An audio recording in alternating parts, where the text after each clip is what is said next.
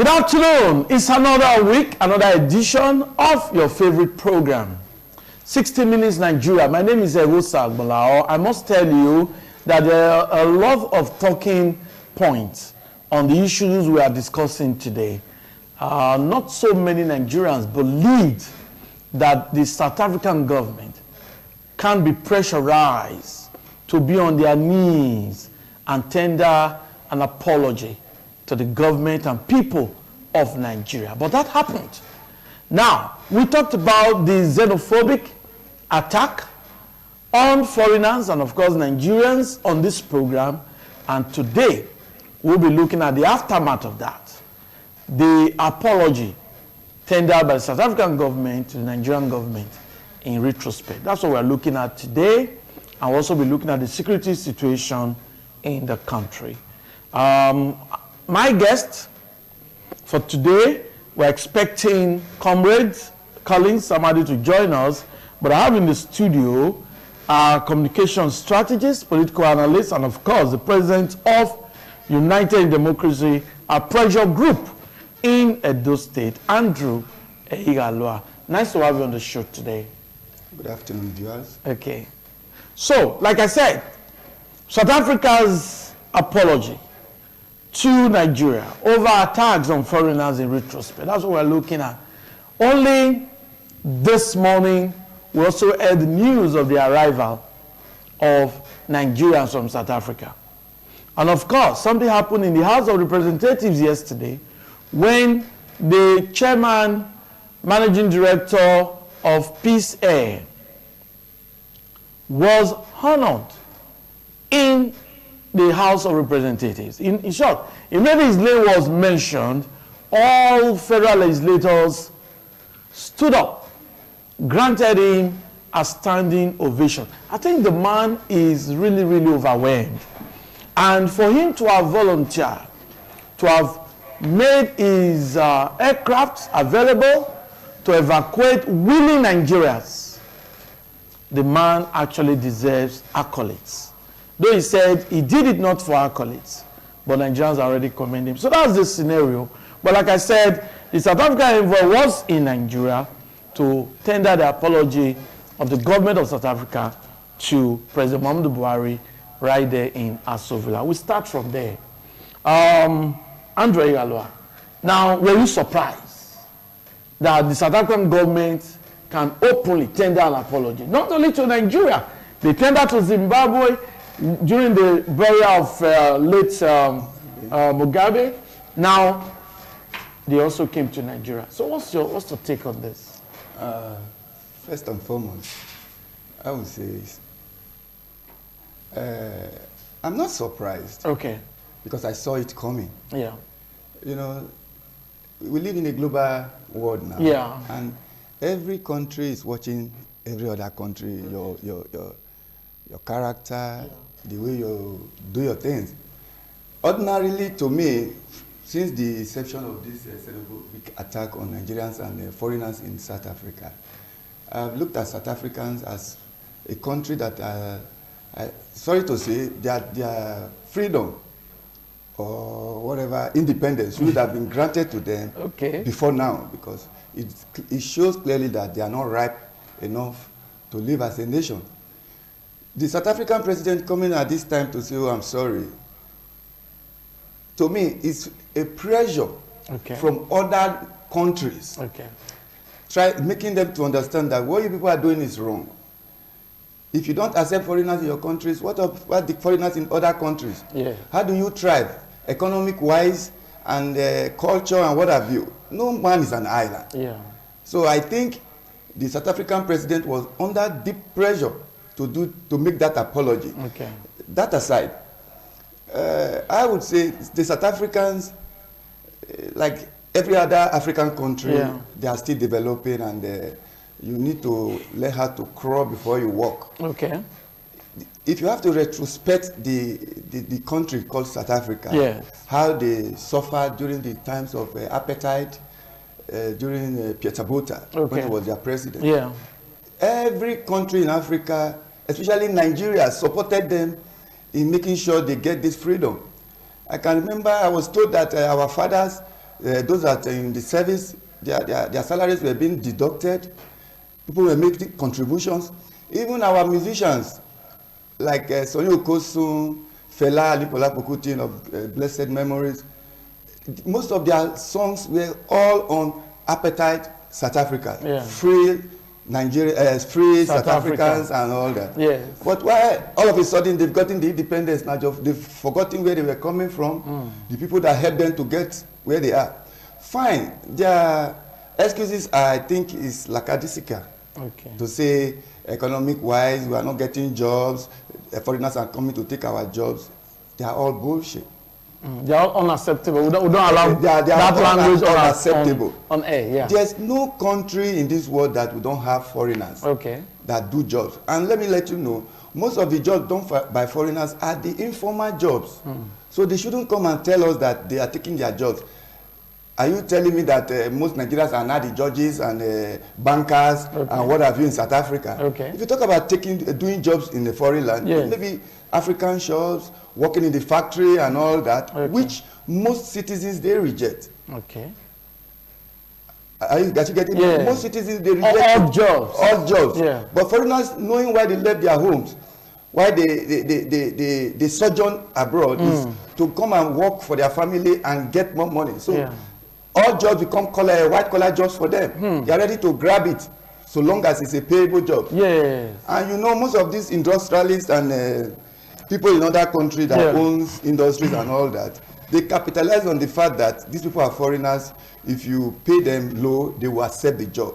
So they go for the foreigners that are dedicated, that are cheap labor, you mean? Cheap labor, yeah, to get their work doing, you know. And most of these foreigners, their papers are not complete. Okay.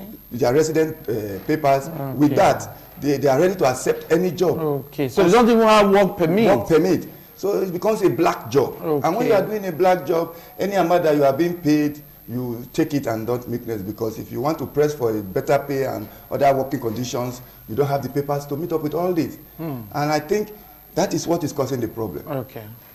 But going about it in a xenophobic manner, that's what I don't like. In other countries of the world, Nigerians are being deported, not only in South Africa, but they do it systematically and scientifically that it will not affect every other people in the country. Fine, you and I know that Nigerians, we are difficult people. It's true, we are difficult people. How do you mean? You know, in terms of character-wise. Okay. You understand? But you cannot say because of that, you will have to group everybody together and want to go xenophobic, start fighting, stabbing, killing and all that to pass your message.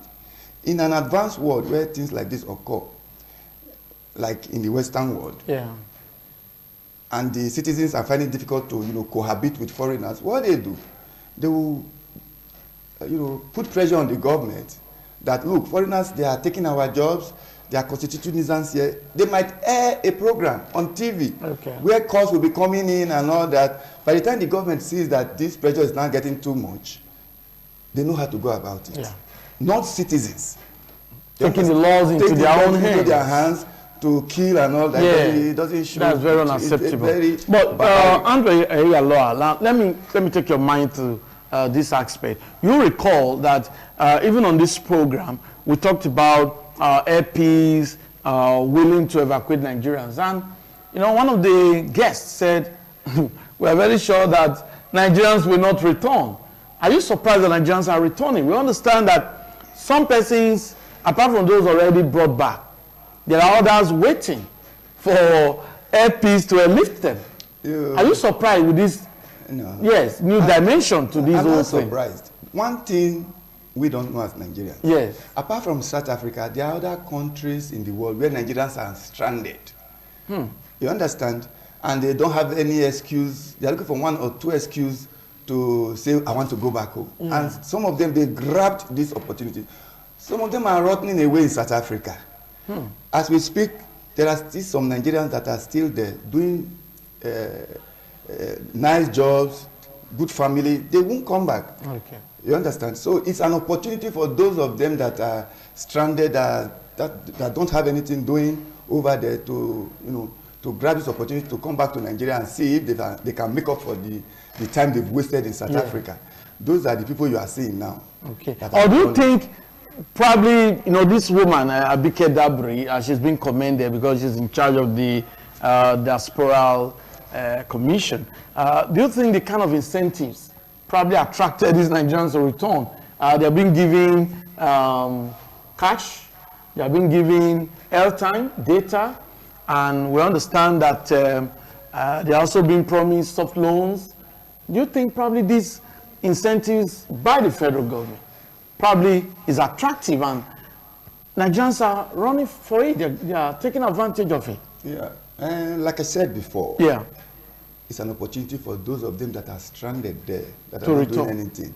If you look at the incentives the government have outlined, to rehabilitate these people, if you put 2 and 2 together, they are the people there, they were there, they want to return home. By the time they see all these incentives being put in place, they will prefer it than staying over there. Like doing nothing. Like giving soft loans and other welfare and all that. For me, it will be better for me to go back home. That is if the Nigeria government, if they are sincere with this incentive. Yeah, I understand that even Lagos State government offered financial assistance to these somebody returnees. that is being given soft loan, let's say of about $500,000 to start a business with 0% interest, and maybe you have that business acumen before you left Nigeria, but just the capital that was the problem.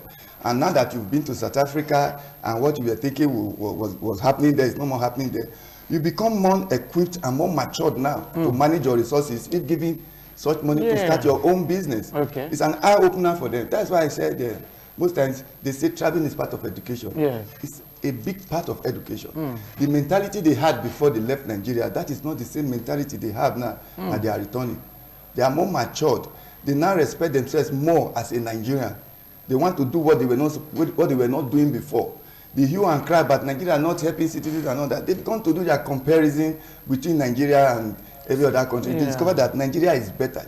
Just that if they have that incentive or that capital to start a small-scale business, they can do well. I think that's why they are grabbing the opportunity to come back and stay. Whether you like it or not, north, south, east, and west, home is home. I agree with you. Now, there's another digression to this discussion. Before now, Nigerians generally believe, as an American, you can die for the U.S. You can die for your country as a U.S. citizen. That to die for Nigeria, no. But don't you think the kind of stance of this federal government, this Buhari administration, the kind of stance that put pressure on South Africa, probably Nigerians now enjoy dignity, unlike before this time. It appears Nigerians did not see the kind of government that would give them that dignity, that respect. You get what I'm saying? Don't you think that these Nigerians, their head now, they hold their head tall. They feel that they have a government behind them. They feel that eminent Nigerians are behind them, and they are, impressed. Well, like I always say, as a Nigerian, when you leave the shores of Nigeria, first of all, appreciate yourself that I'm a Nigerian. Okay. Because in Africa, Nigeria is the #1 country that is highly respected outside the shores of this country. If you say you are in Nigeria outside, any foreigner, Nigeria. Okay. Oh yeah, you have money. But we as Nigerians, most times, we don't even know what we have. You understand? Yes. You see, at times, some Nigerians, when they are outside the shores of Nigeria, they want to claim Ghana, Senegal, thinking those people are more accepted than us. But by the time you now settle down in Europe or America, you now discover that when you put a Nigerian and a Ghanaian or any other nationals from Africa down, Nigerians are the most respected in all ramifications. Okay. You understand? Yes. So when you say, I have to give kudos to the Nigerian government for the prompt reaction. The way they reacted to this issue of xenophobic attack was the perfect one. Oh, good one. A perfect one. In the sense that few days before the attack or after the attack, a summit was held in South Africa. Nigeria boycotted. Yes. And some other African countries. It was an economic summit. Yes. Yeah. Sending signal to the world, we are not stupid. We love our citizens. The way you are attacking us is unacceptable. And I have to give kudos to Nigerians. We're getting more matured a little bit these days. Okay. Otherwise, what you saw in South Africa, if it was Nigerians in the 80s, every South African in this country would be fished out and be given a xenophobic attack too in Nigeria. But we didn't hear anything like that. Yeah, but there were reprisals. But we understand that some of the franchise company of South Africa were attacked. That is just the company. But Okay. I'm telling you that Nigerians in the 80s, they will fish out every South African in this country. Wherever they are. Where they are. But they only attack their companies and all that, which most of the companies, they have insurance and things will be replaced. Even the Nigerian police responded and protected the South African interest. Like I was told, they killed some Nigerians in Lagos. In Nigeria, that's allegedly they said the Nigerian was shot. But in South Africa, if you watch most of the WhatsApp and Facebook messages they were sending, you will see the attack going on there. South African police will be watching. That's terrible. I think with this apology now from the South African government, the South African police will surely live up to expectations. No, let me tell you, when you see situations like this, police standing afar, letting things happen, it's in collaboration. The South African government and the police, they work hand in hand to make it happen. Okay. The politicians, the government, they were in support of this attack. There's no police in the world. If a government does not give it backing to do or take certain actions, they won't do. Yeah. So whatever you saw, that it's not like the South African police, they were weak. They were under instruction. Leave these people, let them deal with these foreigners, let them deal with Nigerians so that they can leave our country. But it was barbaric. Okay. It was barbaric. Okay. Andre, I want to thank you for your contributions. We are going to continue to dissect these issues because it is of importance. We're trying to postulate ahead of what has already transpired. Very many Nigerians are worried because of attacks on Nigerian citizens. We want this to completely be eradicated in different parts of the world. Comrade Collins Amadi, nice to have you. Thank you very much. Yeah, we are actually looking at the apology from the South African government to the people and government of Nigeria. We have been able to look at a number of issues. Before now, some persons believe that it cannot happen for South Africa to apologize. What's your take on that? Thank you very much. Indeed, the apology is just a mere say, though a delegate was said to have been sent, which we saw some on TV. But it's beyond sending a delegate. You sent a delegate today, tomorrow you are repeating the same thing. Of what essence is it? Before now, we have had this xenophobia attack consistently. You know, Debiri,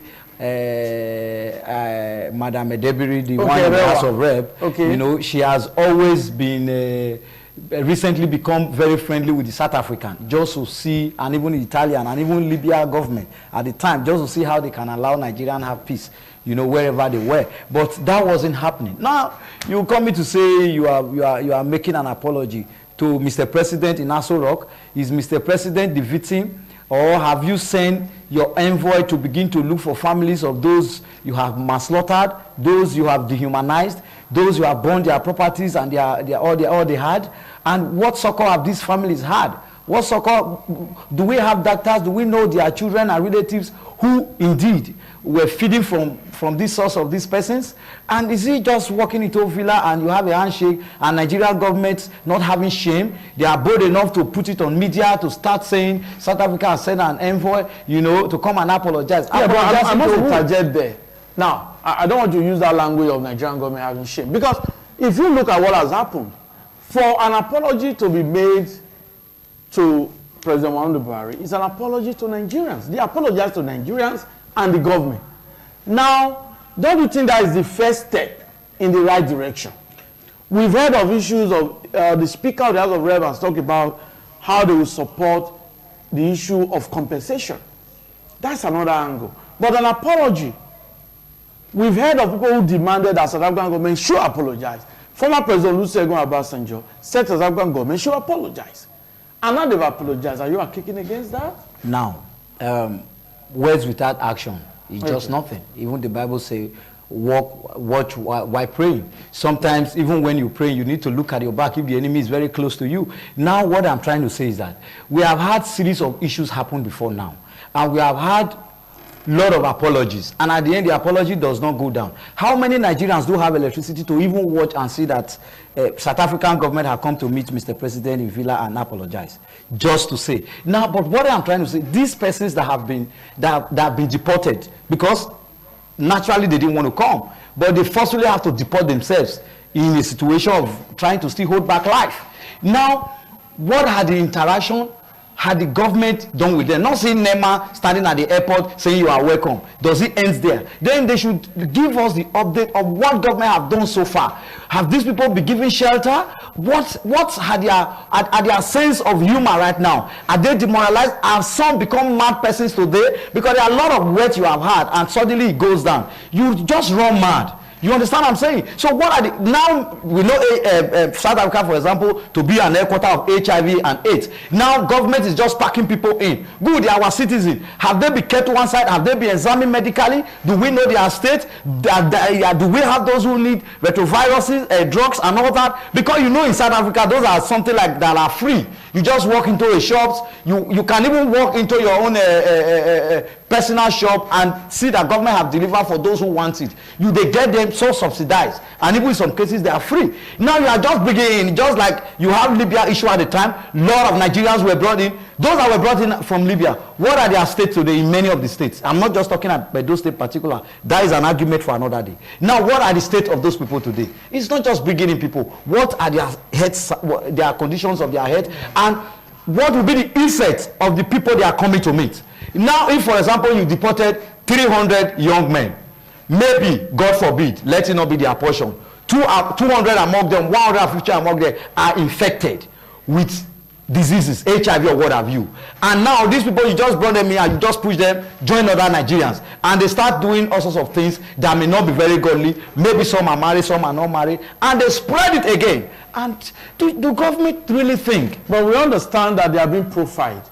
The government has made a public statement that these Nigerians are being profiled. Now, what we heard at the level of the profile was that they are trying to profile them and know those who own businesses. Because they always hit on businesses, which will later be delegated to one office, and the other office will from there, they will vote billions of naira, and they will spend 300 million, and they will steal the others. We have seen it happen before. We've seen it with IDPs. These are allegations that you cannot. It happened in IDP with the former SGF. Now we have seen a lot of these things happen. Is to those in government now, with the system of Nigeria, is another opportunity to make money. You have chairman diaspora, you have chairman receiver, you have chairman welcoming. All these people will come together and disburse these people money again. Anyway, you are a former SSA to Edo State government. Probably you understand how you politicians do your things. But let's get the thought of Andrew Eyaloa. Now, we have to move forward.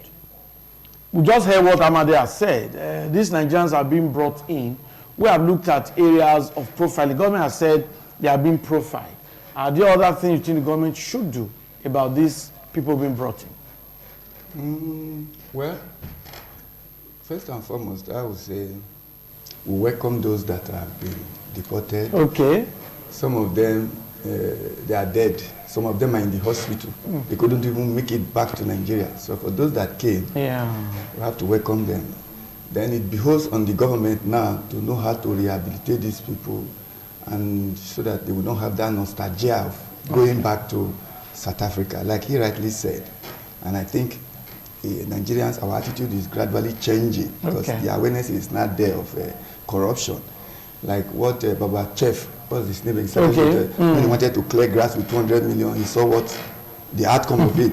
He was caught and prosecuted, and today is nowhere. So most Nigerians, they borrowed from that life to know how to do things correctly now.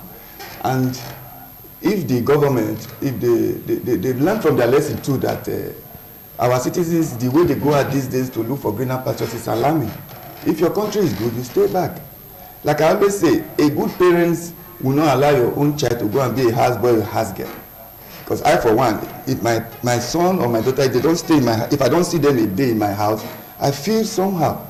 You understand? Yeah. So for anybody to want to go out to look for greener pastures, it's not like the person he loves outside. If your home is good, you stay back and enjoy yourself and you know, get all the things that you know, that befits a Nigerian. And I think this Buhari government, because it is the second election when he said to the next level, and when you want to take Nigerians to the next level, these are part of it. Okay. These are part of the things you have to deliver to Nigerians. Let us use South Africa as a case study. It has just happened, and they are saying they will give this, they will give that. People are watching. Nobody is dumb anymore. Okay. So I think the people that are coming from South Africa, they are not fools. Most of them are educated. They know what to do. So if they are trying to play any foul game in the whole aspect, the social media is there. The media, electronic media, print media, they are out there to shout, oh look, they want to use us to play ball. Nigeria has given us 100 million to those of us that are deportees or that came home. Now the money we've not seen, people will join them to raise eyebrow to say, oh, okay, thank you. Now Collins, now we've seen a situation where Nigerian youths love to travel. Traveling is not wrong, but the issue of illegal migration is a problem. How do we stem this? Yes, thank you. Just as you said, traveling is part of education. And in a situation where there is constant or an alarming insecurity, there is hunger, nepotism, just name them, in a country God has blessed so much, you wouldn't have a choice when you see Mr. A, Mr. B, who own up to master's degree, even PhD, cannot even secure a job. And if he mistakenly secure one, he earns nothing less than maybe 50, 60,000. And that will not even take care of his own fueling of his car for a month. And he sees another neighbor's child who indeed have also just made not academically nothing or little or nothing, and travels and come back with so much, even without involving a crime. Exchange rates. He doesn't have a choice. He just wants to have a better life. And to be wanting to also serve the people, maybe all his life he has always wished to serve the people. Yeah. And now, in this part of the country, to serve the people, you must make more money first, to beg them, to even serve them, even if you want to serve them well. You want to be, that is politics. Good. Yes, at the level of politics. You know, till you come to public at domain, you really can't serve the people. You can't be inside and somebody will know how some best ingredients you have. Now is another challenge. You know, so everything in Nigeria is very expensive. It costs so much to serve the people, and he wanted to even live your own life to guarantee your own security. You need to build a house, barbed wire it, put electric security gate, sometimes have a policeman as your gate man or your security guard, or you employ another one, civil defense, you pay them, so you can, and you need to put on your joint virtually 16 hours or 10 hours a day just to sit around. Money to even have a life. When it comes to medicals, you need so much even to go to a government hospital. You need a bribe, or you need to know the CMD. You need, your connection is to be high to be attended to urgently when you are admitted or when you are rushed there. If you don't have this, you'll be in an emergency ward for 15 to 20 hours and nobody's attending to you. And it's said to be an emergency ward. When you have good money, you go to a good hospital. When you have good money, your family runs to the doctor's office, drops a very wonderful envelope for his recharge card first in order to attend to you. And all this costs money. And what do you expect our youth to do? Tomorrow, even in your own immediate family, they tell you go and see AYBZ child. He's doing well. And you are here eating and eating and eating. The child, when a parent mocks a child, the child needs one to sit up his bed and he wants to travel. And in a situation where he has made so much to travel, then they come with visa fee. You go to the bank, you pay visa fee even without, you have not even made application, direct application. You have to pay so much, you know, to even make application without refund, even when you are denied. You've tried the first time, you try the second time, it's not working, you spend so much to even finally, you know, get appointment to come for interview. And sometimes somebody wants to assist you to get invitation, you spend so much, and at the end you are not admitted, and another person goes through the illegal way, and you don't find that in the next 2 years, so emotional about in the next 2 years, he's accommodated by the government over there. So what's the way forward? Out of pity. Now, to stop illegal immigration, yes, or to disencourage our youth from traveling, first, government must create an enabling environment. Opportunities must be open. Nepotism must be minimized. insecurity and basic amenities must at least, if not 50%, 30% be affordable by the people. And when these things are not there, there is nothing you can do about it. They will keep finding their way, pushing on, even when it needs to take their life, even when it could take their life, which is not supposed to be. But in allowing things to work, government time without number, when they are coming to power, they promises industries, they promises a lot of companies to be functional. When they get there, some will tell you they help those who now have companies all over the world to acquire those same companies. They can't even create toothpick company. And at the end of the day, you ask yourself, what is the problem with this country? You see a president who tell you, I'm already aged, I am not coming to steal money. And at the end of the day, they come up, although we may not see them stealing money, they do worst. Okay. They do worst. Okay, thank you, Amadi. We'll come back to you. Andre Alua, now, how do we stem illegal migration? Because the young man out there watching this program is already thinking of how to live. If you discuss among the youths, they seem to emphasize traveling abroad, traveling overseas, more than educational pursuits, unlike what was obtainable in the 70s. Well, my advice is this. Yeah. It's not all that glitters that is good. Okay. Most of our youth, nowadays, people, trembling to travel. It's not about going there to make money again. It's just the in thing, the trend. I've seen people that they have good jobs, good families, and they are living well. They will still leave their jobs to travel abroad. Because to do what? I don't know. It has become a canker on Nigeria. To be sure they are tomorrow. That if you don't travel abroad, yes, you can never become somebody. No. Let me tell you, most people there abroad, that the so-called abroad, most of them are suffering. Sure. Most of them are suffering, and they will not tell you the truth. I've seen cases, somebody in her husband's house, doing well with good job, the friend will be telling the person, come, you are a nurse, you will get nursing job here, you will do this here, you are just wasting your time. Because she left her husband to travel abroad. And when she got there, she will be thinking she will get another fresh husband. She has no boyfriend, no talk of getting a husband. Now her only friend that is with, having a good home, she wants to truncate that home. I've seen cases, by the time that friend is she will bring money for her to come over to fight the husband. Then by the time she leaves the husband, when she has finally left the husband, getting to the airport, that person will switch off her phone. I've seen cases. I'm an international man. Will now switch off her phone. What does she think abroad is? Oh, every time if I call her my husband, let her come. From there, the suffering will start. I've seen cases. So, fine, there's suffering in Nigeria, but to some people, going abroad is not a remedy. But because of the hula baloo about abroad, you must be there. My brother, if you are opportune, just find time, go on a visit as a tourist. Go and look at the environment, then you go there. You should be able to put 2 and 2 together to see if your life here and that of abroad, which is better. Thank you. You should be able to deduce. Okay, final words on that. Okay, just to also add to what my leader had said. Yes. His point, very good one. But I think another basic thing now that is making it very serious when it comes to travel, especially for the adolescents, now the government needs to wake up.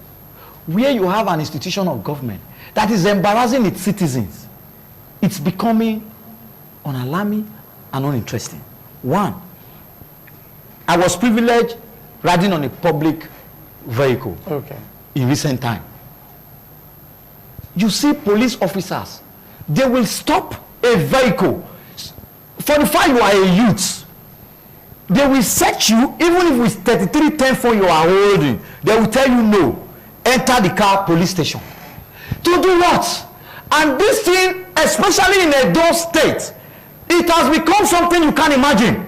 I wish the government, the traditional ruler, the pastors, to please appeal to these people. Though I have not been arrested, but I have seen so many. I have been privy to this. And how can you expect a youth? And the truth is that once you get to the station, it becomes very funny. You cannot imagine what these people. Okay, but let me also interject, Amadi. Now, you cannot stop the police from doing his job. They are protecting you and I. Good. They are protecting the citizen. Good. If you are a young man and the police ask you to maybe ask you questions, interrogate you, give answers. Now. If you get to the police station and you are asked questions, give answers. If the police want to search, let them search. Oga, if you are innocent, you have a problem. Oga, if we want to grow, I am coming, sir. Yes. If we want to grow or move with a growing trend, Nigeria had the capacity to police its citizens. No doubt about that. Now, if you feel this person is being suspicious, then why don't you investigate the person? Somebody is traveling. You say, I'm sorry, you cannot travel. No allegation. You don't even know where he stays. You don't even know anything about him. The next thing is to pack them inside the bus and take to the station. Well, these are also these are human rights. Yes. These are human rights that is being trampled upon. Okay. And you will run away. Okay. It's a personal experience. Okay.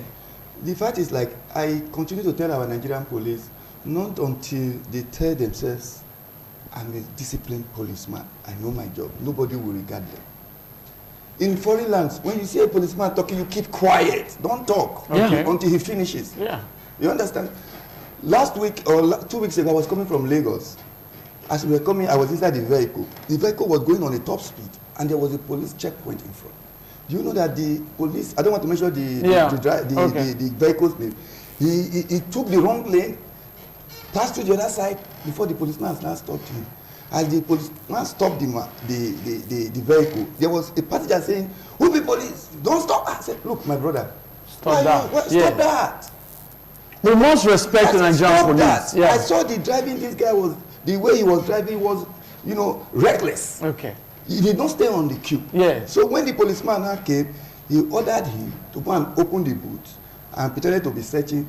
And the rush we were thinking we were rushing, we now stayed another 30 minutes. That's it. And I applauded that policeman. I told the boy, we were coming, you saw a police checkpoint in front of you and there's a queue. Why didn't you wait? Then tomorrow when the police will now shoot with your stupid utterances, you will say, police, they were asking for 50 naira or 20 naira. They are all lies. Yes. We as Nigerians, we should always see a policeman and give policemen that respect first. Okay, thank you. Well, Amadi, you have your own points, and I think that the fallout of our discussion is very important. You respect the police officers. It's very important. And also the citizens. Allow them to do their jobs. If you are innocent, surely you will not be detained. If you are detained illegally, then get a lawyer. What if you don't have money to get a lawyer? In the context of Nigeria, there are some groups. There are some lawyers, there are some groups that help those who cannot afford. That we need reform. Nigeria needs reform. Okay. Let's be candid. Well, let's move to the next topic. I can see that Comrade Amadi is very itchy to talk on a lot of issues. He's a politician as well, and so we'll allow him to talk on national issues. We're looking at the security situation in Nigeria. Some Nigerians are really uncomfortable with what is happening. The government is fighting the insurgents in the northeast.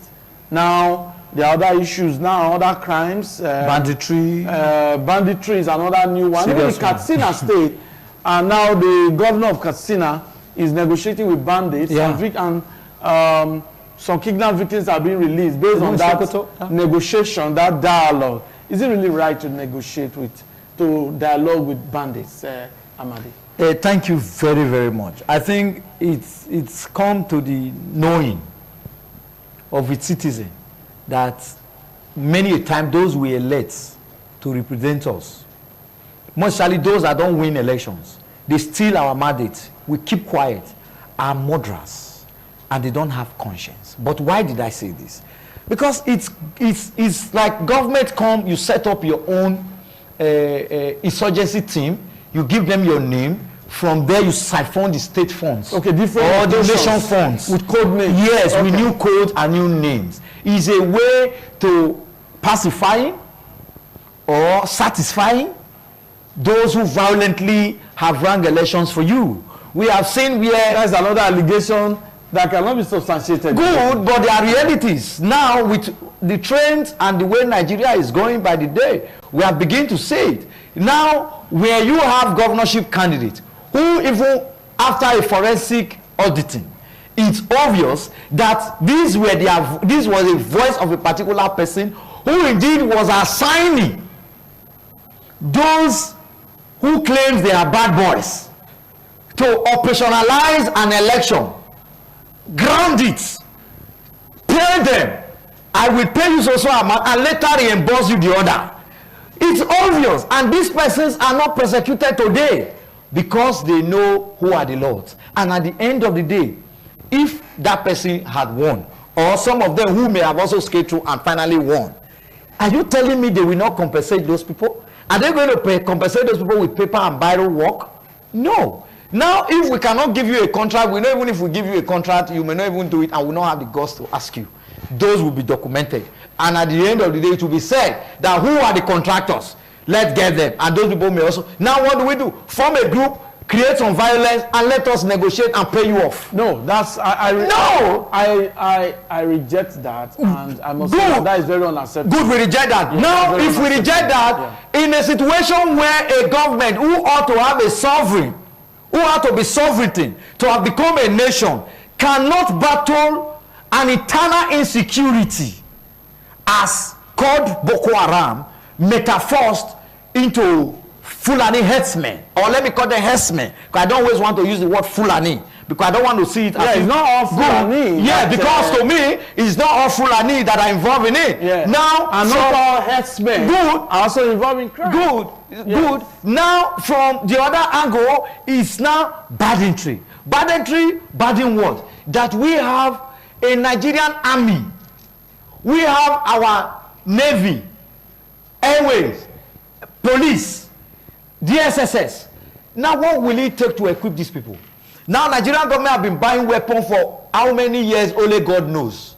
In short, 1990 date, the government have been budgeting money on arms and arms. We will never see the one that is being received and is being used. Have you ever seen any helicopter, police or army helicopter, war and Benin or Edo State? No, but only recently we've heard of ammunition that have been acquired, procured by the Nigerian military. Where are the so you cannot just generalize. My leader, where is the functionality? We are not talking about acquiring and sending back or seeing on paper. But that's another ball game. We'll look at that.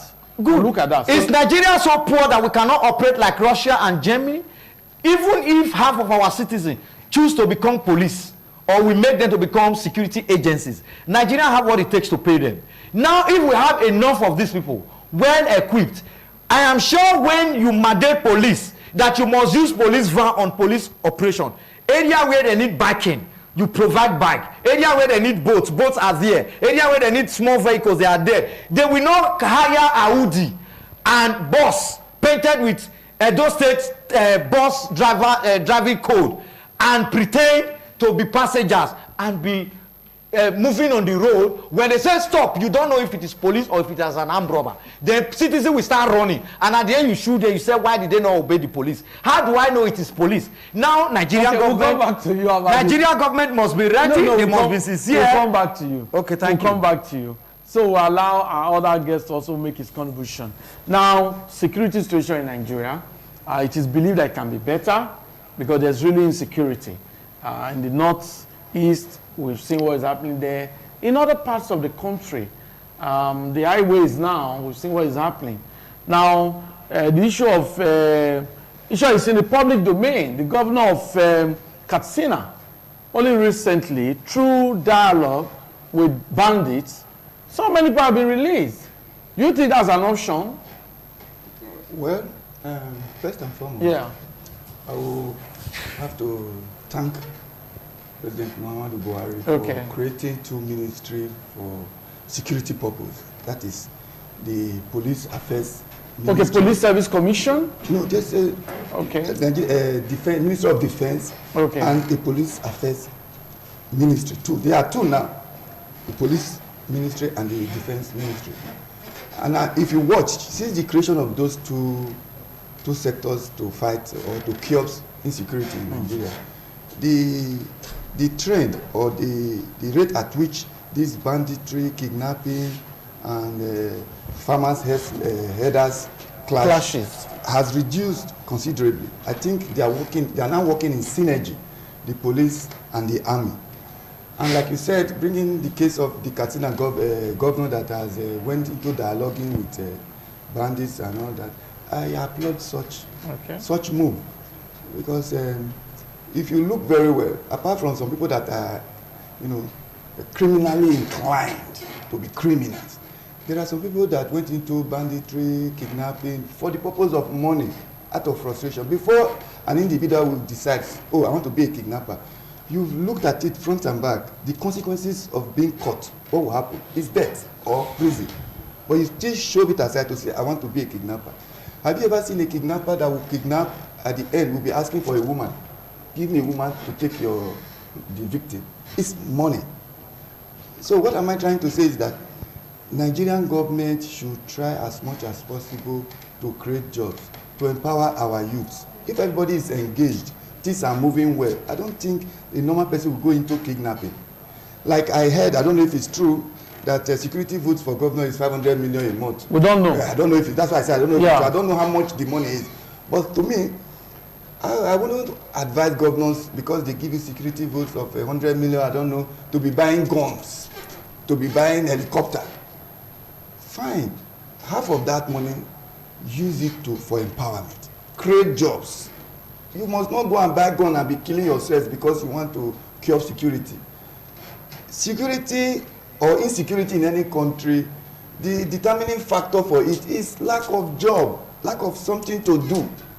And these citizens, they are trying to get their own part of the cake, national cake, through kidnapping and any other criminal act. If you watch, the day the bandits were surrendering their arms, they felt remorse in front of the governor.